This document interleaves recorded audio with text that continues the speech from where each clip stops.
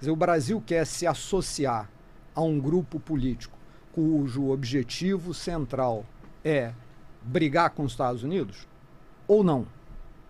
No fundo, a tua pergunta é um pouco essa, porque você citou uma série de países que têm brigas com os Estados Unidos, que têm um regime político e econômico totalmente diferente da democracia liberal, do sistema capitalista, que é o que a gente vive na economia americana e nos países ocidentais, né? Você citou Cuba, citou Venezuela, eu citaria Nicarágua. aqui, eu não sei, até o Fabiano pode me corrigir, porque ele falou 14 que foram incluídos, 13, né? 13. Ontem eu até havia escrito uma coluna em Zero Hora, em GZH, que citava Cuba, né? Pelo ranking, eu fui olhar o ranking da Freedom House, por exemplo, e aí tinha assim, ó, pegando os que são considerados, a partir da Freedom House, livres, não livres ou parcialmente livres, né? Aí nós tínhamos Cuba, não livre, Bolívia, parcialmente livre, Indonésia, parcialmente livre, Malásia, parcialmente livre, Vietnã, não livre, Uzbequistão, não livre, Cazaquistão, não livre, Tailândia, parcialmente livre, Nigéria, parcialmente livre, Uganda, não livre, Turquia, não livre, Belarus, não livre. Então, da lista, não sei se todos esses entraram ou não. Na verdade, eles vão ser convidados, né? A questão é isso, até ia passar a palavra para o Fabiano, que conhece muito bem a Rússia, está, né, volta e meia viajando para lá, vai novamente à Rússia nos próximos dias. Esse conceito, né, de a Rússia como um regime, o regime do Putin como um regime autoritário, ou que questiona a ordem liberal, ou um regime iliberal.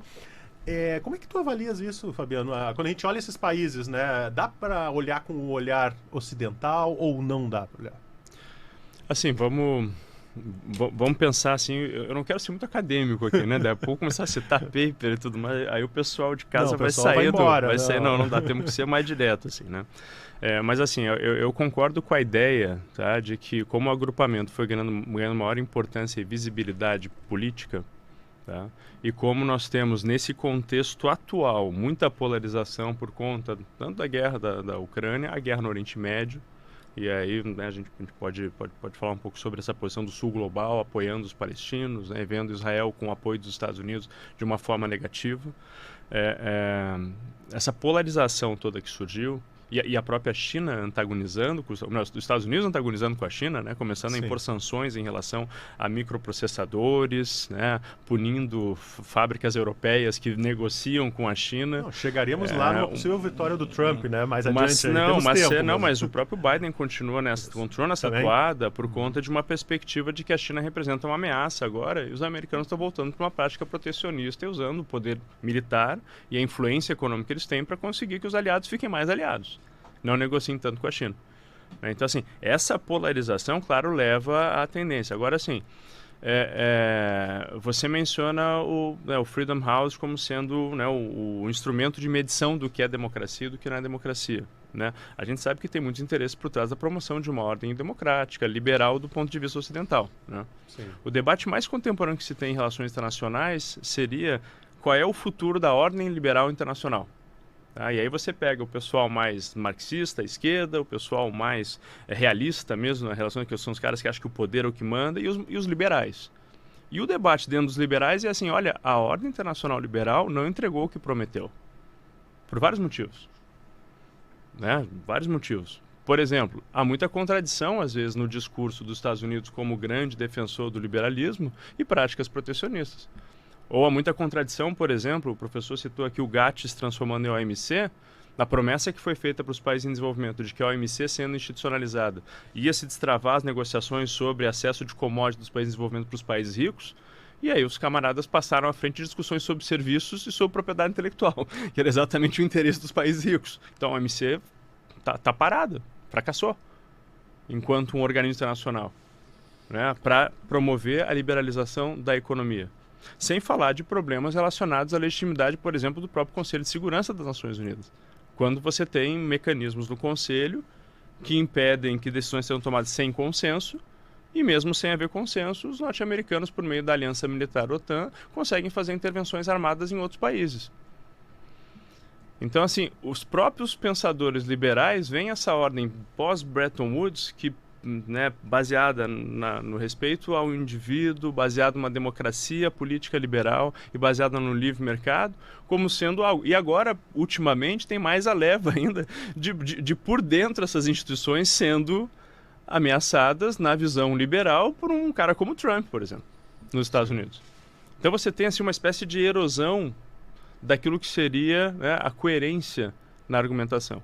Tá? Então, esse é uma equação. A outra equação está associada, sim, à emergência do poder da China e está associada, sim, à busca dos países do que seria o sul global de alternativas de desenvolvimento que não sejam alternativas atreladas a essa ordem liberal internacional.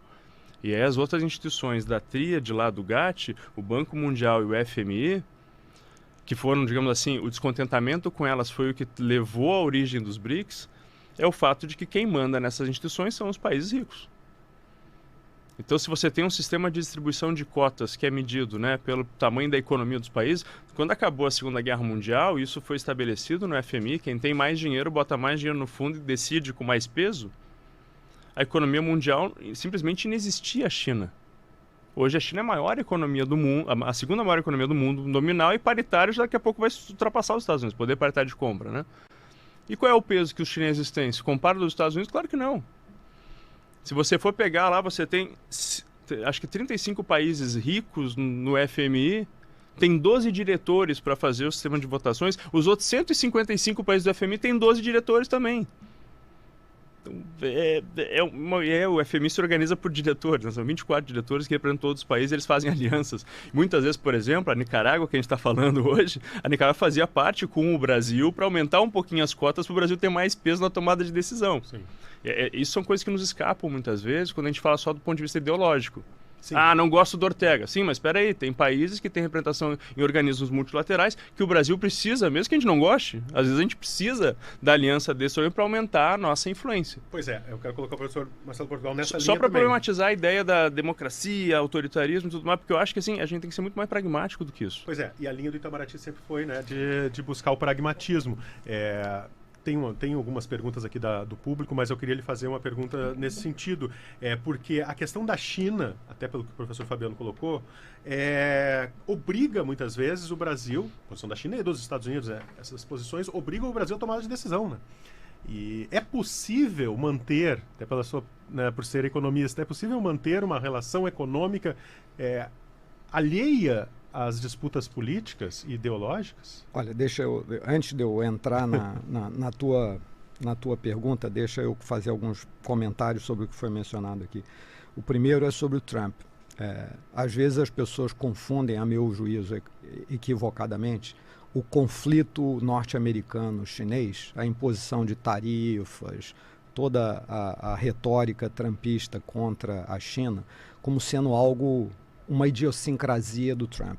Porque se não fosse o Trump, isso não aconteceria. Eu acho que isso é um equívoco. A reação norte-americana ao crescimento chinês ocorreria com ou sem Trump. Calhou que a China se tornou um competidor ao par dos Estados Unidos ali por 2016, 2017, 2018, quando o presidente era o Trump. Como diz o Fabiano, o Biden entra e mantém a mesma, né, ou piora, em alguns casos, as mesmas restrições que existem à China. Portanto, esse mundo bipolar, onde a gente tem de um lado os Estados Unidos, de outro lado a China e a Rússia, querendo arrumar novos parceiros, que é isso que o BRICS está se transformando, numa grande aliança anti-americana. É a China e a Rússia no outro polo, querendo agregar mais parceiros na disputa por poder com os Estados Unidos. Esse cenário não vai acabar no ano que vem, nem daqui a 5 anos, nem daqui a 8 anos, nem daqui a 20 anos. Nós estamos num conjunto de décadas onde o mundo vai voltar a ser um mundo multipolar. É que, outro dia eu estava conversando com os alunos lá, né? As pessoas que têm 20 anos, 30 anos, até os que têm 40 anos, viveram num mundo unipolar, viveram num mundo onde a União Soviética tinha acabado, o único poder que existia era os Estados Unidos, e aí toda essa discussão de promover democracia no mundo, blá, blá, blá, ganhou espaço. Esse mundo, a meu juízo, acabou, tá certo? Esse mundo acabou. O mundo novo é um mundo muito mais parecido com o mundo da Guerra Fria.